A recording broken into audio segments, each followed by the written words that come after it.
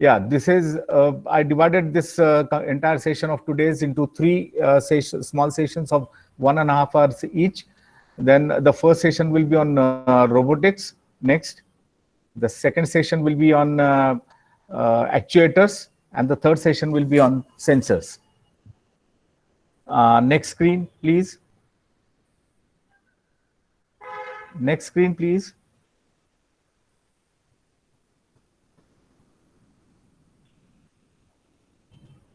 Next. Yeah, next screen. Next. Next screen, please. Yeah. So what is a robot? Robot is just a machine which especially is programmable. Hello? And it is classified. Of course, it is used to reduce the workload of a human being.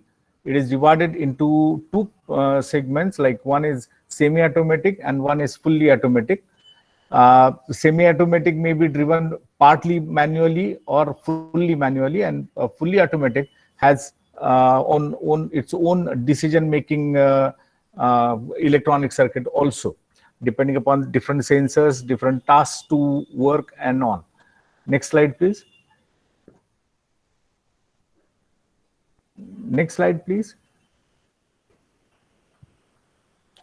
Ashish sir. Hello. Hello.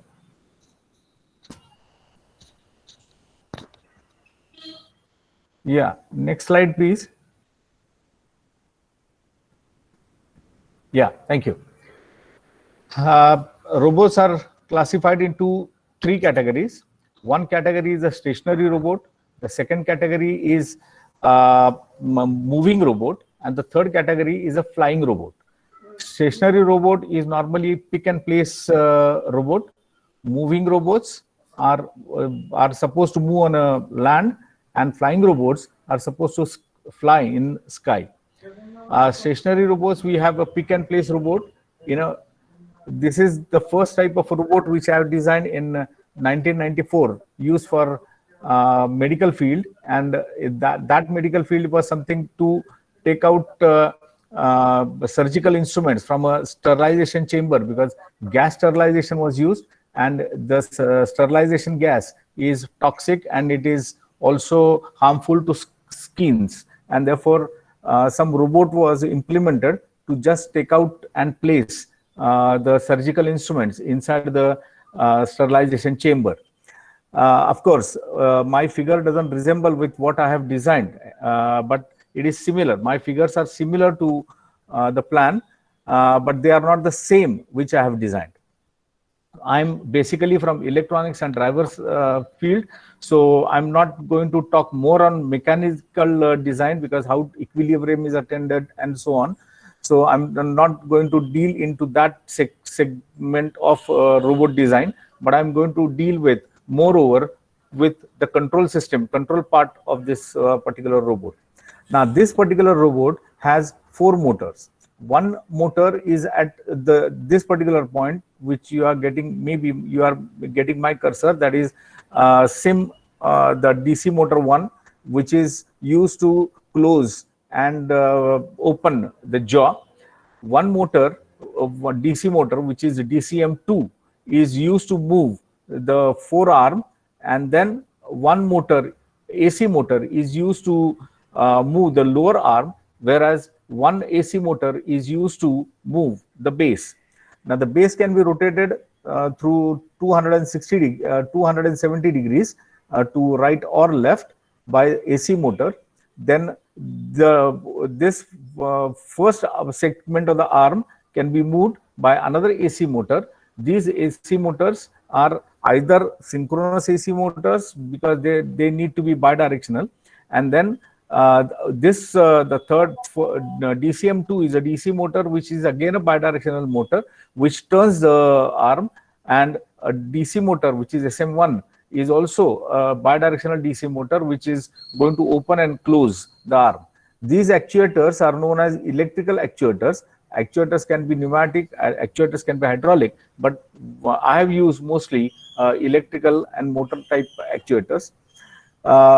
This particular arm is supposed to place an object which is either held, first held in the jaw and then place it. So initially the jaw is closed. So what is important is some sensors are connected in a jaw to ensure that the object is held tightly, but it doesn't apply extra force on the object that may break the object or that may change the size of the object.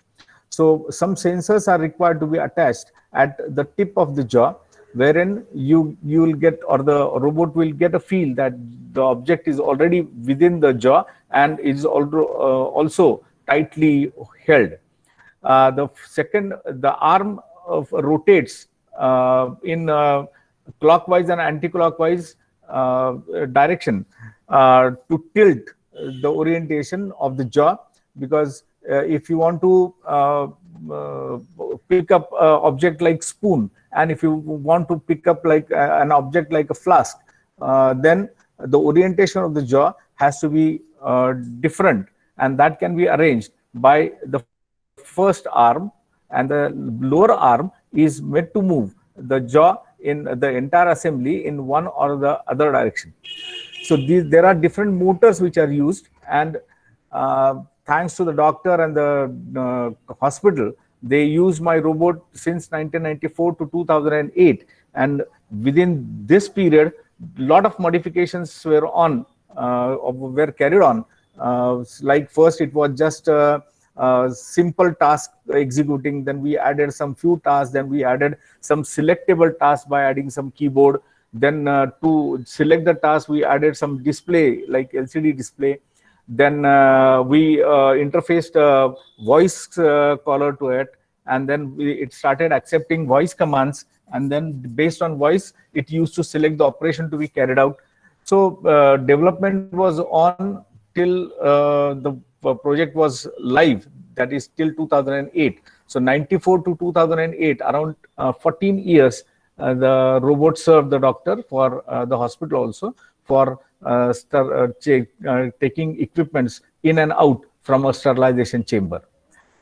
I'm going to show few photos of pick and place robots. This is the basic idea. This is the basic idea of a pick and place robot. I'll show you some more photos of pick and place robots which are energized by different type of motors. Next slide, please. Next. Yeah, this is one more pick and place robot.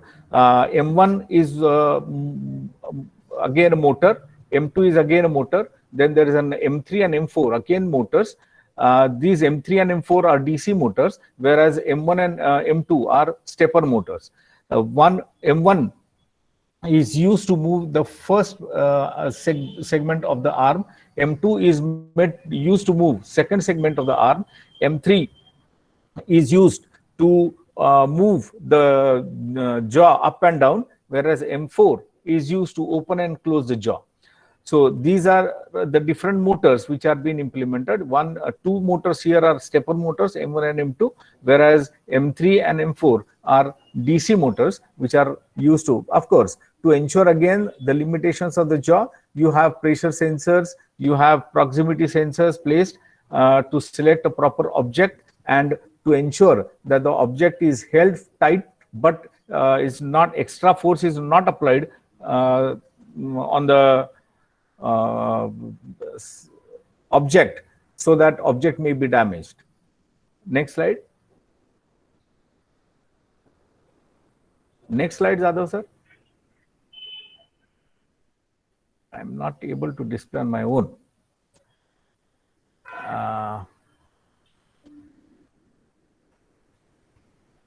Hello. Hello. Yeah.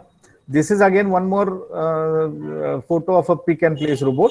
It also uses 4 motors. One is here at the jaw. One is here at moving the first arm, top arm.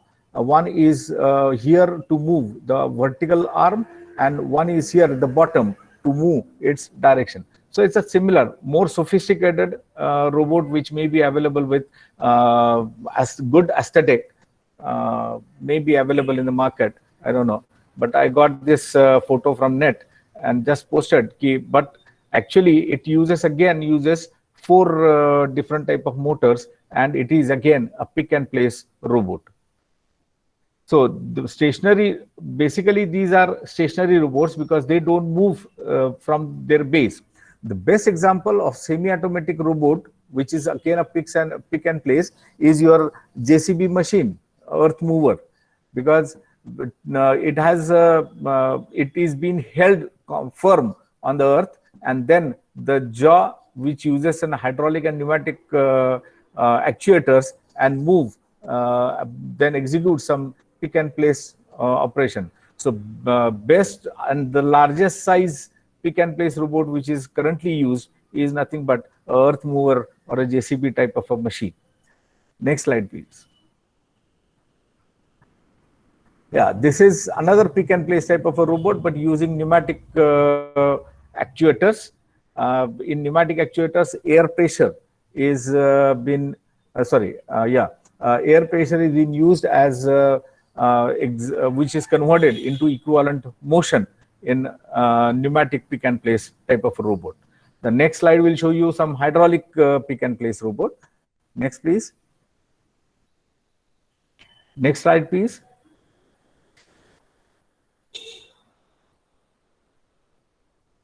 Nadav sir, next slide, please. Yeah, this is a robot which is, please back. Yeah, this is a robot which is a moving robot. Again, this is a robot which I've just got a photograph of it, just to explain you the terminologies here. This is simply a pick and place robot. This is a moving robot. This moving robot has 4 wheels. It can have 3 wheels also, but the robot which is used in agriculture line has normally 4 wheels, 2 bigger wheels and 2 smaller wheels, like a tractor.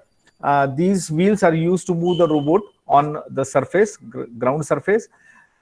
These wheels, this side wheels move in one direction, the other side wheels move in motors connected to the other side wheel move in opposite direction, so that their motion is synchronized. And for forward motion, all these motors should move in one direction. These 2 motors, if rotate clockwise, the other side 2 motors will rotate anti-clockwise, so that you get a forward motion. Vice versa, if these 2 motors rotate anti-clockwise and the other side motor rotate clockwise, the robot may move backward. Then if you want to change the direction of the motor, in which direction you want to turn, based on that, you have to change the speed of these motors. Suppose if I want to move towards the right side, then the right side motion can be achieved by reducing the speed of the motors which are under or behind the robot film or photo, and these 2 motors are made to move with a higher speed, so that the robot can move to the right side. Wherein if you want to move the robot in left side, then these 2 motors which are visible should be moved with a lower speed, whereas the motors which are not in the frame or photo should move faster, so that the robot can move in towards me or towards the left hand side. Now they are attached, these robots are attached with proximity sensor here. These 2 proximity sensors are ultrasonic sensors, where there can be an IR proximity sensor which are on the bottom side, and then based on that you can see whether the robot is hitting some obstacle, and to avoid the robot from hitting obstacle, you can use those sensors and protect the robot from hitting the obstacle. Some based on the application, some additional mechanism can be added to this robot.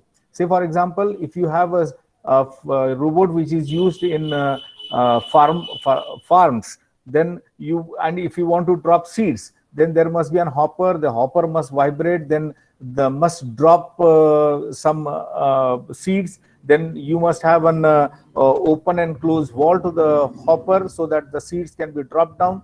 And then you should have another mechanism which will pour sand on the seeds to ensure that they are not accessible to birds.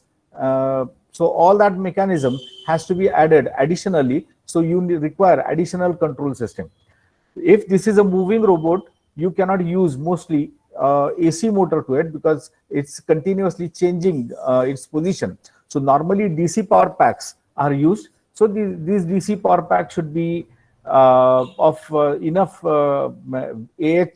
capacity so that they can last longer. There should be some charging facility for this rechargeable battery backups, and then your mechanism should be so sturdy that it should not topple while moving, and it should be capable of carrying all the weight required. So all that considerations must be put in while designing the robot mechanism. So the robot should remain in equilibrium. Number one, the robot should not topple. Second, the robot should change its direction as well as motion, forward and backward motion. It should be properly powered, and all type of sensors should be incorporated with it. This is a fully automatic type of a robot. So what you have to do is you have to specify the length over which you want to lay down the seats. Then all these parameters settings should be done initially before you apply a start key. The start key can be applied even by using a handheld remote, and then the human being has to observe what type of action it is being taking. One more robot which today has to play an important role, which is also known as COVID Yuddha nowadays, which is again a moving type of a robot designed by so many engineering students in association with so many COVID centers. Like it is supposed to give medicines or carry the medicines to the patient bed. It should carry the lunch to the patient's bed, food to the patient's bed, water to the patient's bed, so that the contact with the doctors and nurses can be reduced, and COVID can be controlled by isolation. So this is one of the application which is being used today by I've seen some engineering students have developed best robots which are working in COVID isolation centers today. But these robots basically are most of the robots, not necessarily these robots, but most of the robots are specified for a specific application. So they will carry a particular application. They may not be useful universally, but for a particular application, a particular robot is being implemented. So it should be added with all features. Like in a COVID Yuddha type of a robot, you should be able to place a camera on it. It should be able to give you the visual inspection of the beds, and the cleanness and all can be transmitted to other staff. So some additional gadgets can be added on the robot, and then that can be used as a feedback for the system which is governing the working of the robot. Some special input devices like keyboards or remote controls or some communication devices can be connected to it, so that different applications, buzzers can be started or closed whenever that COVID reaches next to a patient's bed, and so all these applications and all these features can be added to a moving robot. Then will you change the slide, please? Hello, next slide, please. Yeah, the third type of robots which are normally used are flying robots. But what is important in the stationary? What is important difference in stationary robot and the moving robot, or the moving which on Earth, is their design can be made such that they are stable. But basically, flying robots are by nature unstable because they have to move against gravity, and the gravitational force you have to calculate the thrust. Based on that, you have to calculate the tilt, and then appropriately you have to adjust the orientation of the flying robot automatically so that it becomes stable. So basically, because the flying robot has a tendency to wobble depending upon the imbalance in the thrust generated by different propellers. So basically, a flying robot is an unstable robot. Flying robots are classified again into two types. One is known as an aeroplane type, and the other is known as a multi-rotator type. Aeroplane type of robots normally move or have fixed wings. They are not moving wings, but they have fixed wings, and they work on the specific air pressure or the thrust. By moving wing orientation, they can achieve tilt on any of the side which is required. So basically, these are they should be initially motivated. They must be allowed to move like aeroplane takes first takes a speed and then flies off, takes off. So similar type of arrangement has to be done in aeroplane type of robot, because they have fixed wings. But if in a multi-rotor type of robot, it has multiple propellers which are used to change the speed, which are used to change the direction, which are used to change the orientation and so on. But all these propellers should move with in a synchronous type of arrangement, so that the flying robot remains stable at a particular altitude. So these features can be added to this by the next few photos are just showing you what are the different parts of moving robot, and I'm flying robot, and I'll concentrate myself on a multi-rotor type of a robot. So next slide, please.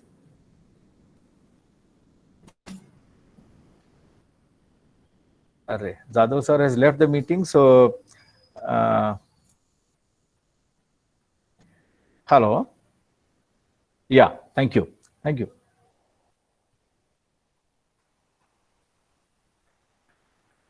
I need a slide for presenting.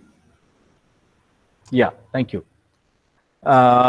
This is a this particular robot has multiple propellers arranged along the four sides of the robot. This robot has a basic MCU which is at the center. Which is at the center. Entire electronic circuit of this particular robot is flying robot is at the center. Then it can be called as a drone also today. It has a very high speed and say maybe 32-bit microprocessor based on is placed on the center, which is also known as fly controller or flight controller.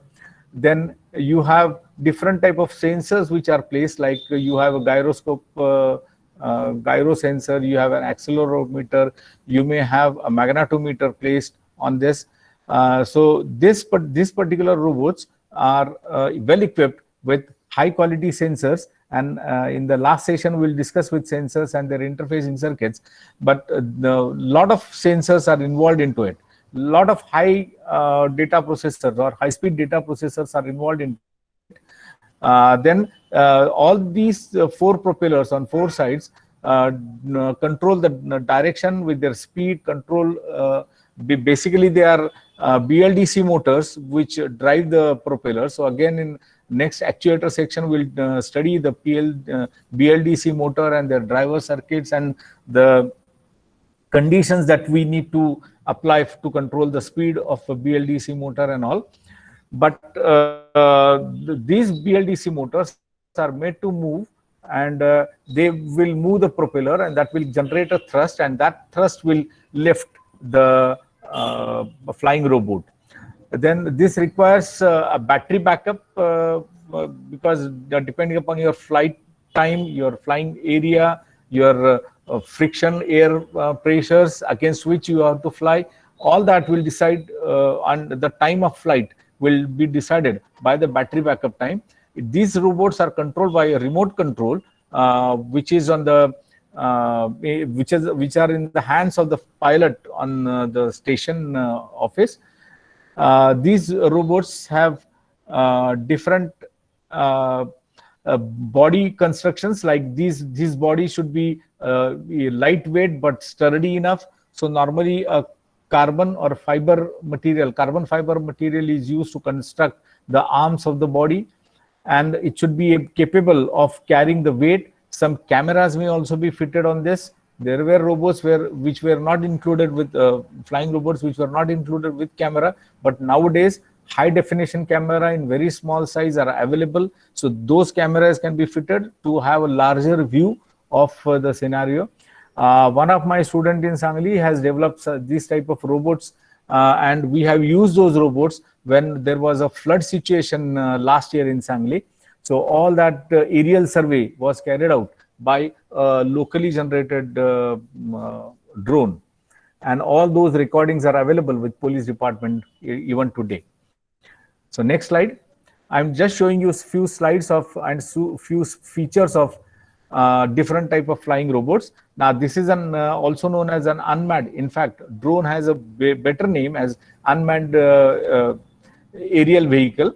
Now this is again aeroplane type of a robot, flying robot, where it has two wings, and the orientation on the wings will decide the way in which the robot is going to fly. It has a flight control system in it. It has a communication link known as a data link. It has some aviation controls. It has cameras for imaging. So a lot of equipments are placed on the flying robot, and it is been normally the either it is fully if it is fully automatic, then it doesn't require a robot to control, but it requires a navigation system. If it is an man driven, then it needs a robot, it needs a remote, and from that remote the motion of this particular robot can be controlled. Next slide please. Now this is a drone. Drone has, as the last figure has already shown you, that this has propellers, four propellers. The flight controller is placed at the center. A battery is placed at the center. Then a power, then a camera can be placed at the bottom to have a view. Battery is also this is well equipped with the battery, and this battery should have a higher AH capacity and lightweight also. So lithium-ion batteries are normally preferred for these type of flying robots known as drones. Next slide, please. Now, basically, how this robot moves is important, interesting ghost. Again, this is another view of a robot. It has a video antenna because it has a built-in camera. So camera communication or video data can be transmitted by modulating at 5 odd gigahertz carrier, whereas this particular robot is communicated, the control system is communicated with 2.4 gigahertz carrier frequency.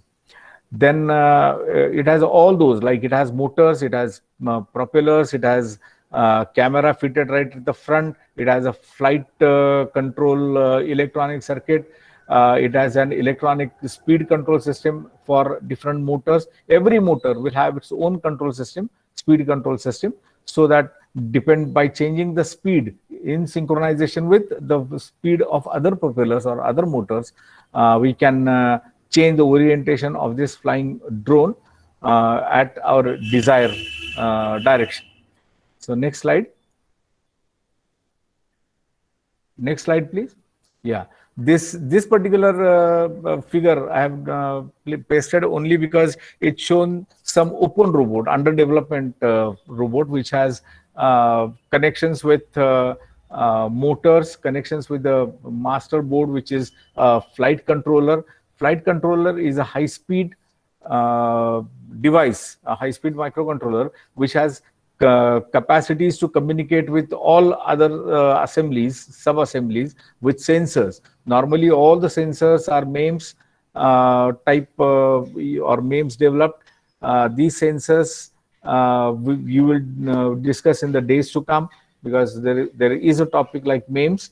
So how these MEMS are being developed and what are the different features associated with those MEMS. So I'm not going to go into details of that, but small IC type micro electronic mechanisms can be fitted on a single chip, making it a MAME type of a sensor, MEMS type of sensor. Then these sensors interface or communicate with the master microcontroller or central processing unit with the different communication buses and protocols. Like I2C is used, SPI is used. In some cases, JTAG can also be used for communication with the master. So this photo indicates you the master microcontroller and its communication with the surrounding control systems for motors, as well as grabbing the camera, moving the camera. So camera motor also can be driven synchronously by the microcontroller or the flight controller, which is fitted at the center. Next slide, please. Next slide.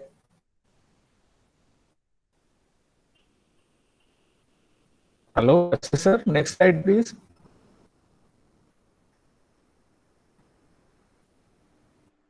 Hello. Is it visible, sir? Yeah, visible. Next slide, I want.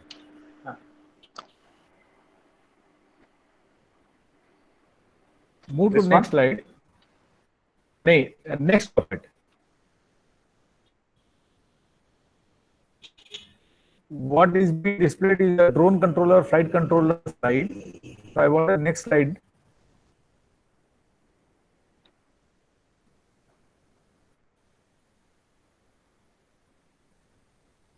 Hello.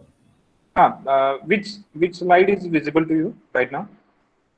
Right now, if drone controller or flight controller slide is visible to me. To slide number 19. So I want next slide. This one. Yeah, I'm not This is getting next your slide. video. But I'm not getting your video. The screen is stuck to the last slide, which is slide number 19. I'm on slide number 20 right now.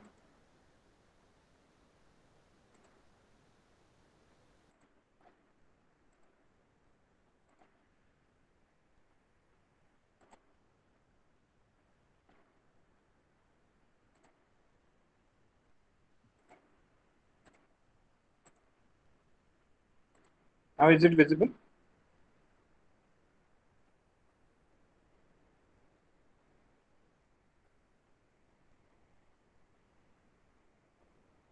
Hello. Jogrekar sir?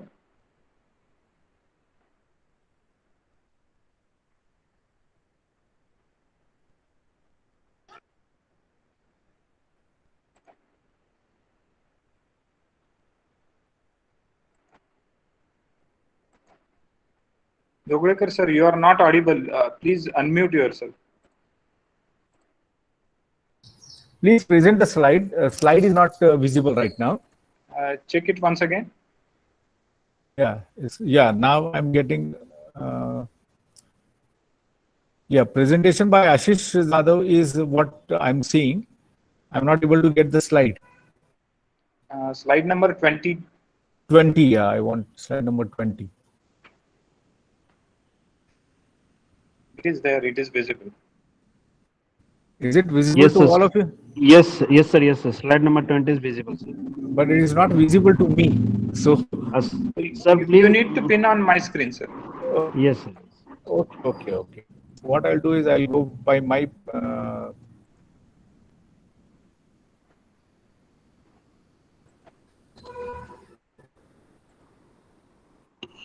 Sir, search Mr. Just a Yasis. minute. Just a minute. I'll go to slide number 20. Yeah. This slide number 20 gives you the entire details of the flight controller. It has a central processing unit. It has different sensors which are attached to it. It has different motors which are attached to it. So this is what it's a similar type of a block diagram converted into components. That's it. So this is a slide which tells you about the control unit or flight controller, which is slide number 20.